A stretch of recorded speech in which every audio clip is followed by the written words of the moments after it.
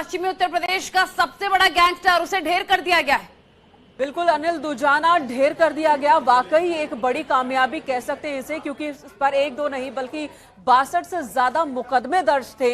ये खुद को बहुत बड़ा गैंगस्टर और बनाना चाहता था। इसकी गिरफ्तारी पहले दिल्ली पुलिस की क्राइम ब्रांच की ओर से हुई थी और उसके कई मामलों में ये फरार चल रहा था। इसकी गिरफ्तारी की जानी थी, इसकी तलाश में एसटीएफ लगातार छापेमारी कर रही थी और अब इसे ढेर कर दिया गया है। ये जब खबर आ रही है तो वाकई ये बहुत बड़ी खबर है।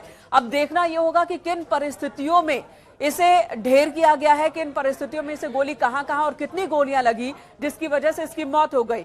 ऋषभ भी इस वक्त हमारे साथ जुड़े हुए। ऋषभ, आपसे जानना चाहेंगे, अनिल दुजाना एक बहुत बड़ा सिरदर्द बना हुआ था। इससे पहले कई बार वो जेल गया, जेल के अंदर से भी अपनी बातों को मनवाने में कामयाब रहता था, बाहर आ जाता था और फरार भी हो गया। अब जबकि ये ढेर कर दिया गया है तो ये खबर मिल रही है क्या कि इसकी लोकेशन का पता है एसटीएफ को कैसे लगा था, एसटीएफ कब से इसके पीछे पड़ी थी और क्यों आखिर इसे जिंदा क्यों नहीं पकड़ा जा सका?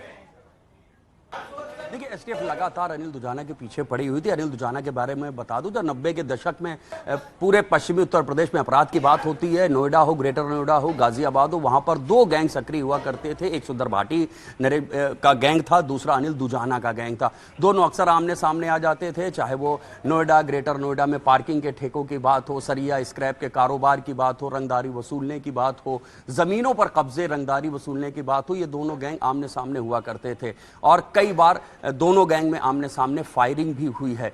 बीते कई दिनों से एसटीएफ पीछे लगी हुई थी अनिल दुजाना के पीछे और आज सूचना उसके मेरठ में होने की मिली थी, जिसके बाद एसटीएफ ने घेराबंदी की है। आपके पास लौटूंगे। मेरठ से निखिल हमारे सेव के तमाम जानकारी के साथ हमारे साथ जुड़ गए हैं। कहां से इनपुट मिले थे निखिल, क्या जानकारी?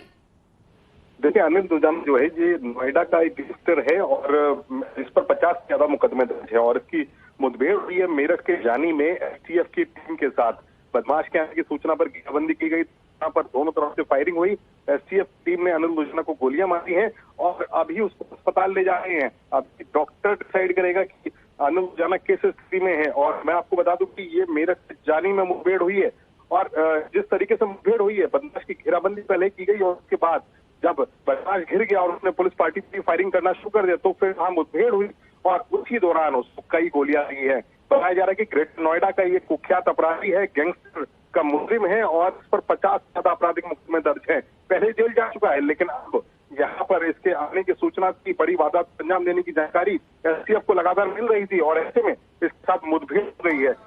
मौके ठीक है निखिल, आपके पास लौटते हैं। निखिल, आपके पास लौटते हैं। अनुपम मिश्रा भी हमारे साथ जुड़ चुके हैं। अनुपम, ग्रेटर नोएडा के बादलपुर का अनिल दुजाना अब ये मारा गया है और काफी कुख्यात था। ये उस गांव से आता है जिस बात का जिक्र ये बार बार करता था, जहां से एक गैंगस्टर ने इंदिरा गांधी, पूर्व प्रधानमंत्री, उनको भी धमकी दी थी। इस बात का जिक्र ये करता रहता था और अब ये खुद मारा गया है। मेरठ में इसका एनकाउंटर हुआ। बताइए ये कितनी बड़ी कामयाबी है पुलिस के लिए, खासकर पश्चिमी उत्तर प्रदेश के लिए?